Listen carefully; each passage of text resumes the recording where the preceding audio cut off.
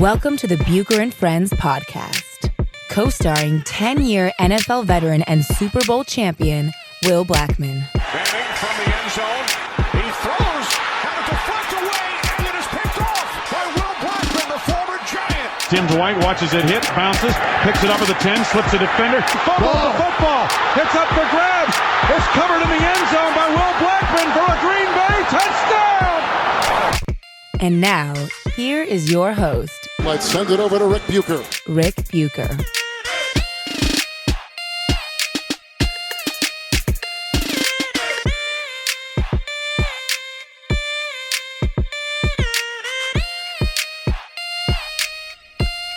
Welcome to another episode of Bucher and Blackmon, subsidiary of Bucher and Friends on the United WeCast Network. I'm Rick Bucher.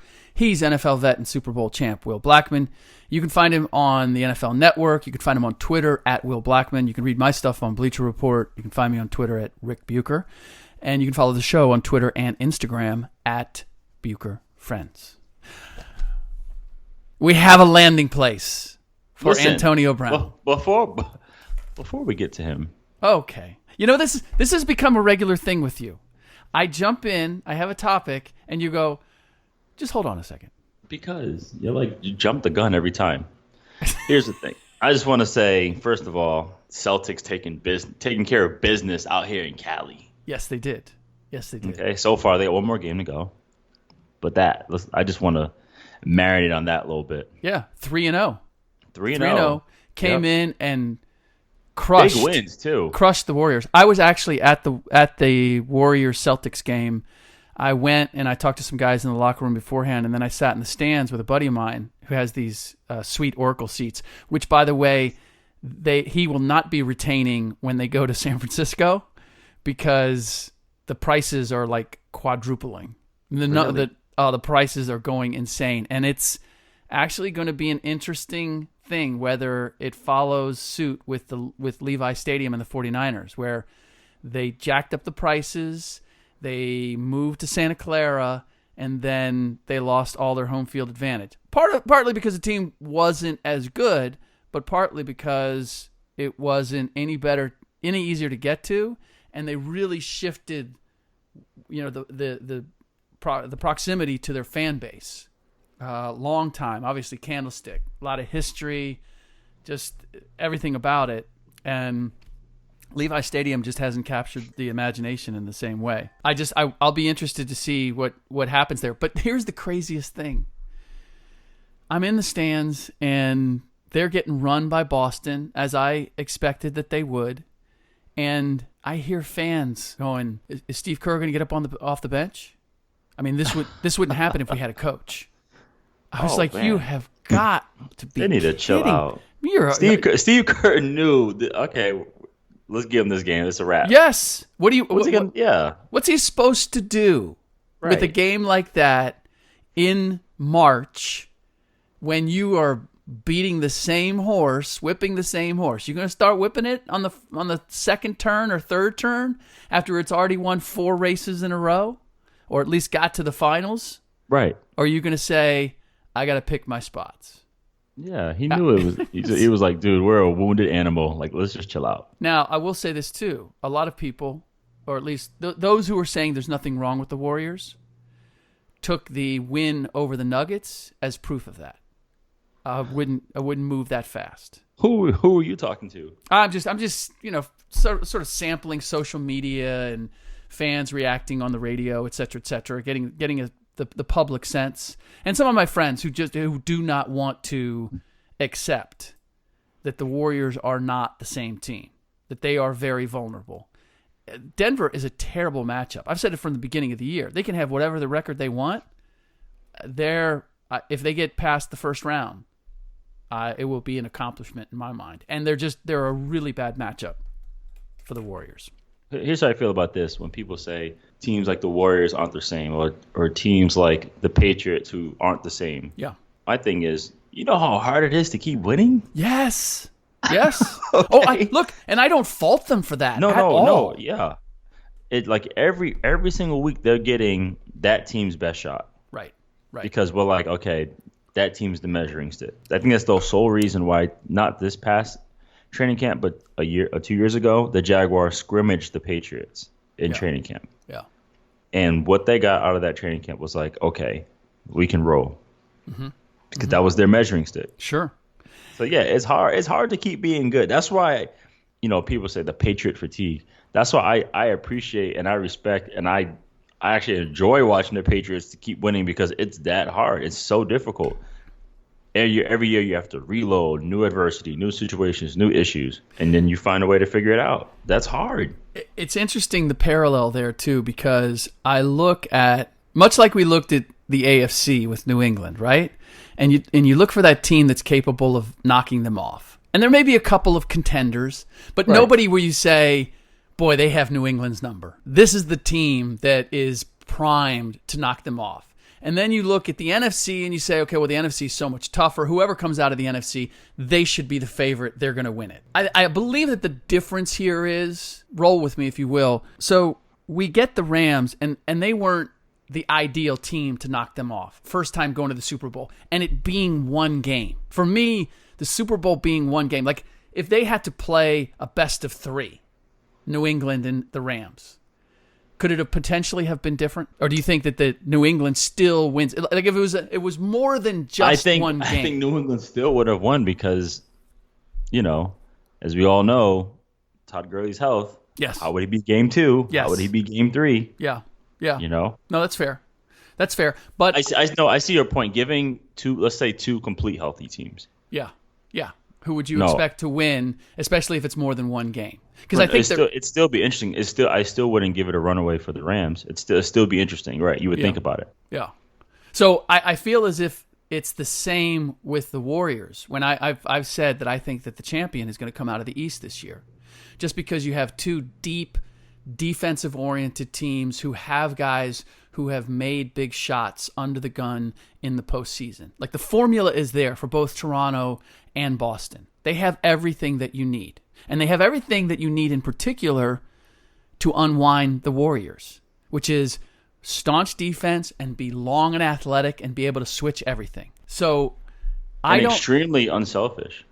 It's like they come down the court and it's like, hey, who has the hot hand? Who's feeling it? Everyone on both Toronto and Boston, everyone feels like, okay, we're in control. Yeah.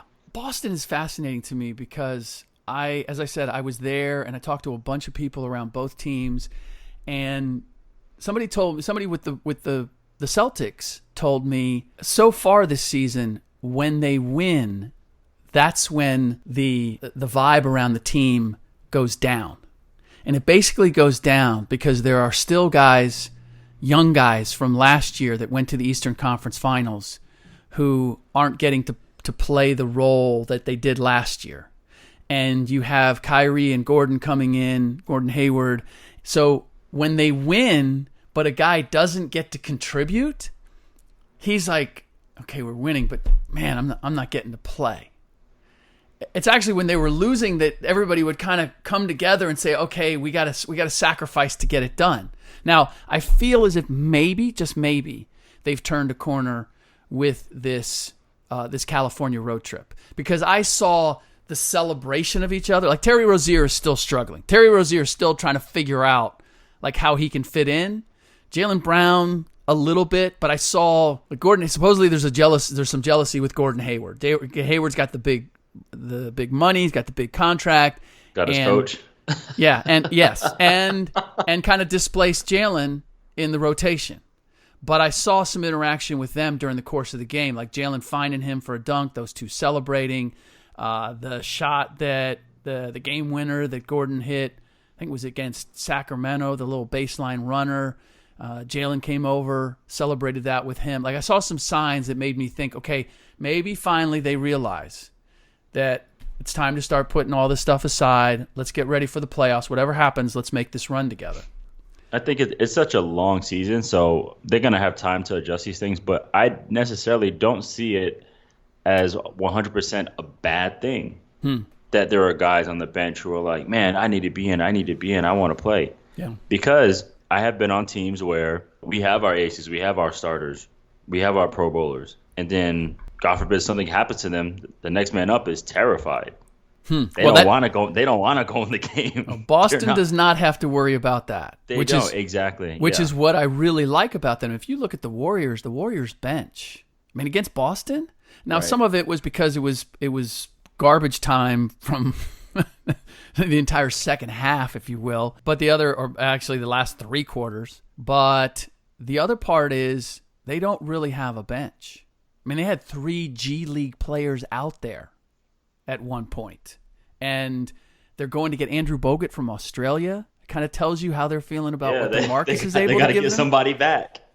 And you're talking about a guy 2 years removed that you kicked to the curb because you questioned his physical toughness. And so it'll be interesting to see ultimately where this goes. All right.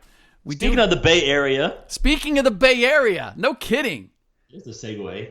That was well done. Oakland Raiders landing Antonio Brown and landing him for a 3rd-round pick and a 5th-round pick. And let's start here. How do you feel about, because there was talk about him going to Buffalo. Supposedly Antonio wasn't excited. He said, hell no. That's what he said. So he goes to the Raiders. What do you think of the deal? Let's start this way. What do you think of the deal from the Steelers' end of things? Steelers, they were just through. They were just done. Mm-hmm. They were just done. And we talked about this before when the Redskins were having issues with DJ Swearinger. Really good football player. Spoke about the coach. I was like, man, you got to be careful doing those things because at the end of the day, it's about the logo. If the team doesn't want anything to do with you, they won't. And this is the same case for the Steelers. I mean, this guy played out of he led the league in touchdowns last year, receiving touchdowns.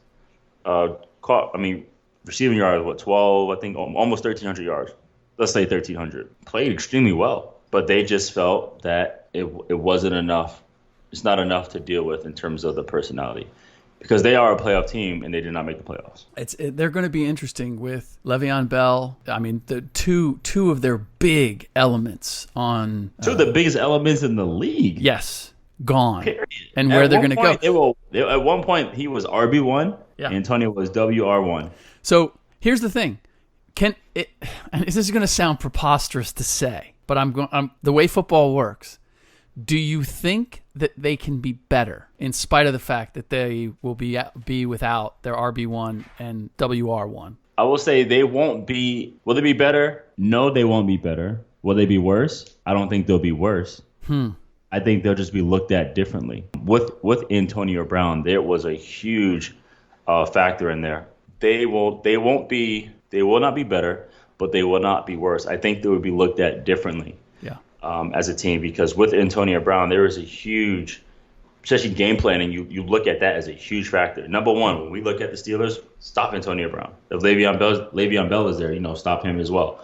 But stop Antonio Brown. But who would you have first? I mean, obviously, this is you're speaking from a DB, you always DB stop the run. Yeah. You always stop the run. But however, he's such a big play receiver. Like in the Saints game, he caught for double-digit receptions for above 180 yards. Right. And kept him in that game. How much can Juju Schuster-Smith? I'm not saying he can replace him, but how much can he fill? How much void can he fill? For Juju, this is going to be a really important offseason. He needs to really take care of his body and just stay healthy and be durable. That's the biggest thing for him. I think he's going to do extremely well, but teams are going to make other receivers beat them. Yeah. James Washington's going to have to step up tremendously. I don't know the role for Ryan Switzer. Maybe they draft somebody receiver-wise, another one. I don't know. But those guys, they're going to have to make those guys around and beat them. They're going to have to. James Conner's going to have to step up, and he's going to have a great offseason and be more durable this year as well too. It'll be interesting. Those type of players are hard to replace. When Calvin Johnson retired, they signed some receivers, but it has not even been remotely close. Yeah. And I say him because AB, I think, is in the same realm in terms of the dominance that they had.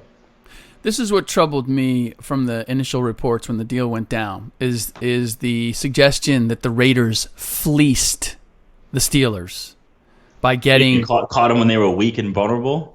Yeah. Well, or this was the best offer that they could get. And I wonder how much played into that they don't expect him... how much plays into they don't see the Raiders as a threat. I was a little surprised that they traded him to the AFC. But that said, do they look at it and say, this is the best we can? See, this is the problem I have. When people say you got fleeced, like they didn't get one of their first round picks. Okay. Do you think that the Raiders wouldn't be doing their homework to find out what the other offers are out there? And that if there was another offer that was suitable where Antonio would go and sign and the team acquiring him knew that he was going to sign, that if they were offering a first-round pick or a second or anything better than what the Raiders offered, that the Raiders wouldn't take them up on it? That's the problem I have with fleecing. Like, unless I know what the other offers were on the table, if this was the best they could do and they needed to move on, especially with the new football year beginning, they have a time element on their hands. They needed to clear the decks. Well, keep in mind, too, they just had – the combine just happened. Yeah. All these GMs were together. Right. All these GMs were having dinner, dining. All the coaches were talking. That's like – it's right before free agency. That's where everything goes down. Right. And so if the Raiders would know what the landscape was, the Steelers would know what the landscape was. And I just can't believe that with a player of Antonio Brown's magnitude and everything going on, that the Steelers, it's not like they rushed into something or they just said, okay, we'll just take this. I have to believe they weren't seeing anything. As good as Antonio Brown is, people looking at what the cost was and maybe looking at what their quarterback situation is. Because then that's my next question. Like, you can have Antonio Brown. If you don't have a quarterback good enough to get him the ball, then are you really going to make him the highest paid wide receiver in the NFL, as the Raiders did? And that's my question with Derek Carr. Like, the pressure's on him now. It is. And I wonder, I don't know about you, but I like Derek, but I'm not sold on Derek. There's been enough games and enough decisions made where for me, the jury's still out just how good he is. I know what he's getting paid. I know what he did 2 years ago, but I'm not convinced that I certainly wouldn't put him in the realm of Ben Roethlisberger. Right. So, the jury is definitely still out for him. But what this does for the Raiders is, okay, you trade away Amari Cooper, obviously a solid, solidified, legit number one receiver, and shows you in Dallas. Once you get AB. What this allows you to do, it allows Mike Mayock and John Gruden to build everything else. You don't have to worry about receiver. You replaced the one thing you did. One of the things you did was one of the two. Right. So it allows you, and you have your quarterback. They say now they need a running back. Now you need just big boys. Got to go big boys. Got to go interior, up front, offensively and defensively, and just build that up. And then you got to get a pass rusher. Which is still, you had Khalil Mack. Like, what can they do now? Everyone went off when they let go of Amari Cooper, and they got AB. Everyone's like, okay. Yes, but that's not the end of the story for them. It's not like, the end if this is all they do, if this is the only improvement they make, it won't be. They're not a playoff team. It won't be. No, I would hope not. But I'm just saying this. They're still on the clock. Right, because they could. What if they gave him a deal and somebody wanted to pay that much? Well, and there's another trade going down. Yeah. Here's the thing. What do you make of the deal that that Antonio Brown got? $50 million, 30 guaranteed. 3 years, right? Yeah. I think it's great. Is it money well spent? Money well spent. As good as he is, I can't blame him for it. And I'm happy for Antonio Brown. Not knowing how good my quarterback is. That's my question. Because let's say we got to start over. Let's say Derek Carr can't get it done with Antonio Brown. Now who's to say they're not going to trade Derek Carr and get a quarterback? Well, that's also true. That's also true. The other thing, though, it does is they're going to sell tickets, all right? They are going to do that. It just gets the heat off of Gruden. After Khalil, after Amari, like, you needed something coming back the other way. He did put some water on the fire, absolutely. Yeah. No question about it. I mean, it's still, when you put the water out, you still don't want to touch the ashes. They're still a little hot. It's still a little hot right now. So Right. All right. So I have a question for you. So how do you feel in terms of this? Yeah. How does this equate to basketball players having their power in this regard? AB demanded a trade, got his money on his own watch. How is this in comparison to, like, basketball? It's a nice flex for him. Now, did he want to go to the Raiders? Like, here's the distinction, is that NBA players, through the machinations of their agent and the salary cap, and how finite things are can start laying the groundwork to go someplace else like a year or two in advance. Like they can send the signals, hey, this is where I want to land. And teams can organize themselves accordingly. New York. Do you think New York just suddenly got into the KD game? And do you think that they made the moves that they did to open up maximum cap space for 2 players just to do it? No, because they knew they had a line on KD. They got a signal from KD, hey, I want Kyrie or AD, or I need the enticement that you're going to be able to pull a second guy in there. Chris Paul went through this. When Chris Paul was traded to the Clippers, Chris Paul was literally telling them who they could trade back to New Orleans for him. No, don't trade this guy. I want to play with this guy. Okay, you can put this guy in the package. But AB did veto the old Buffalo trade. Yes, he did. Look, it's a very strong move, and it's probably as strong a move as we've seen from a player. But you're talking about it took the top number 1 receiver in the game to do it, and he still didn't have his wherewithal of going wherever he wanted. Like if he wanted to go play for New England, not really an option, right? No, he's not getting that money. Right, exactly. He had to go somewhere where he was going to get that money. Right. So there's still limitations in terms of, like, if you're and this is where the worm is really turning for LeBron James, because LeBron James started all this, right? And I'm working on a story right now talking to people around the league about what's his trade value. Now, the Lakers are very unlikely to move him, even though Jeff Van Gundy proposed that should be on the table. But there are reasons why the Lakers, in all good faith, can't do that, unless it's their move him to a place he wants to go. He wants to be out of L.A. And I still stand on the fact that LeBron went to L.A. to set up his post-playing career so his kid could play where he wanted to play, so he could live in Beverly Hills. Like, there were a lot of reasons ahead of playing for the Lakers. Beyond basketball. Yes, exactly. Look at all this production stuff that's coming out right now. Are you kidding me? Dude, that's my point. So if the Lakers did move him, it would be against his will. Right. And to do that to LeBron James, the face of the league, do you know what that would? Do you think they could sign any other marquee free agent? A desperate one, yeah. Well, yeah, but that's it. Like any other marquee free agent who has his choice would have to think, and his agent would have to think, well, if they can do that to LeBron, what's to say that they wouldn't move me? I guess too. Yeah, but I mean, it's a start for AB to do that. It's a start for the NFL. Yeah, but he's not the face of the league. To your point, right? If LeBron wanted to, LeBron could sit out next year, and he would tear this league apart.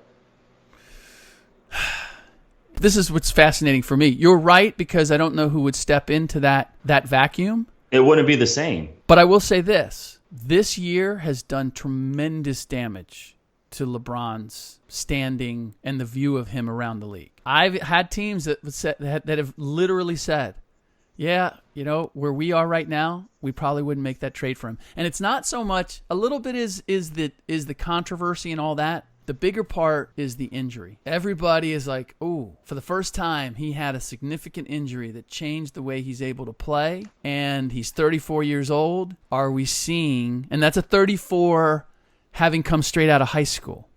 So you look at the minutes played and all of that, people judge that differently. That's what has people questioning, what is LeBron? There's a lot of miles on that body. Oh my goodness! I mean, he's defied. Even before that, even from before high school, just playing in all these tournaments, going everywhere. Yep. And he was playing in tournaments where he couldn't take a playoff and relax. He's playing against the best since he was like 13. Yeah. And I wonder, it just occurred to me, because I've had this conversation with I've had it with Ryan Hollins. I just had it on Fox Sports Radio with Dante Jones, is that we talk about the physicality in the NBA has changed dramatically. It used to be a much more physical game. It also used to be a much slower game. Now it is up and down. There's more possessions per game. It's conditioning. It's conditioning, it's the speed of the game, it's the athleticism. And I wonder for you, and I don't know if it can equate or there's a comparison, because the NFL is both fast and physical, whether playing in a speed game is more physically taxing and stresses your body more than a physical game. And again, I don't know if you can make that comparison. I don't know if I totally get what you mean, because playing corner. Yeah. Playing corner, I'm running all day long. Right. Okay. So for me, it was taxing on my legs a little bit. A little sore. I had to take care of my body more on my legs. Once I moved to safety, I was banging. Mm-hmm. I was hitting every play. Right? And that right there, I just want to lay down my body, my shoulders, my neck. I got my first real, like a legit concussion playing safety. Yeah. Because where it's hitting. So it was interesting. I just had probably a few weeks ago, Saquon Barkley was out here in Southern California working out. And I had a question for him, because I'm watching the game. I'm like, damn, dude. I'm like, Saquon, he figured it out. He figured it out. This is me watching him. I'm like, he found out these dudes don't want to hit him at all. That's why he's having he would have been good regardless, but that's why he's really in the zone. Interesting. And when he came out here, I asked him, I said, you found out these guys don't want to hit you. He said, man, it's crazy. He said, I go and measure these guys up, and these guys don't want to hit me at all. So that is fascinating, because one of the knocks that I heard on Saquon coming into the NFL was that he wasn't a north-south guy, that he was more, that he didn't, was he an every down back? Was he a guy that would run between the tackles and take on that hit? That's what some people question based on, and could he power through it based on what he did at Penn State or didn't do at Penn State when he played against Ohio State and couldn't get anything done. So it's really fascinating that now I don't know what to do with that previous knock, whether it was bogus. Well, here's the thing. It is a bogus knock, because here's the thing. Saquon was the east-west guest because he was fast enough to get outside. The best running back of all time is the east-west guy, Barry Sanders. Yep. East-west guy. Yeah, dude. I mean, come on. I watched some clips of him the other day. It was crazy, right? Oh, his ability to just move. It was almost like a video game. He can just levitate and move left or right on, like, instantly. At the same speed, it felt like guys who take a step forward at a full sprint, he would be going, ship. Dude, he would vanish. But yeah, I think it depends, man. Because it could be taxing, because running all day.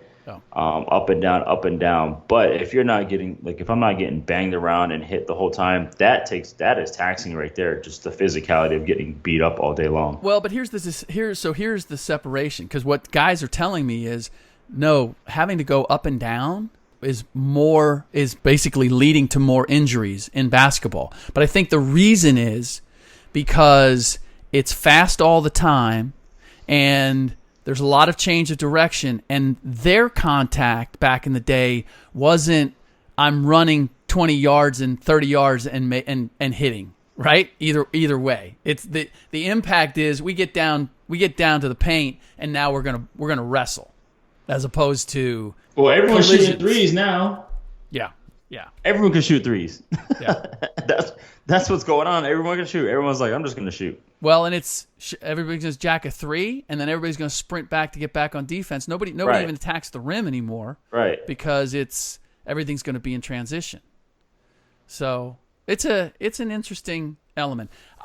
Like one last thing I wanted to get to. I was curious about, and this is not a big deal, but Nevin Lawson, he was the number one cornerback for the Lions. He was released, and this came along with the explanation.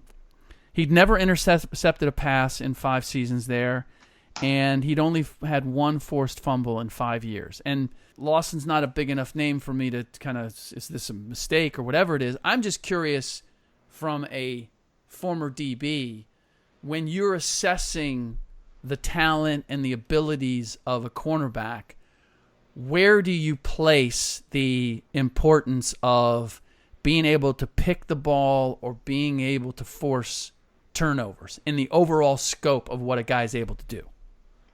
I mean, that's a huge deal. You know, when we talk about defensive backs, that's the main thing is, can you make a play on the ball? I take somebody like, I use this all the time. Somebody like, what's his name? Brandon Carr, defensive back, was on the Chiefs, Cowboys, and the Ravens. I remember his first 4 years for the Chiefs, he started every single game and did not have a pick. Okay. However, the Cowboys paid him $50 million to come over. Did not have one pick, but he started every game and he was durable. He started every game since he walked in for the Chiefs. So smart guy, durable guy, reliable guy. Guys would pay for that. But I think, you know, they paid this guy and they want something else. But I think too, that's the difference in terms of, like, you know, people argue who's the best safety of all time. Some people say Ed Reed. Some people say Troy Polamalu. People say Ed Reed because they like picks. Ed Reed's interception total is double Troy Polamalu's. But no one's gonna use that against Troy. Troy still affected the game. I don't know. It's interesting.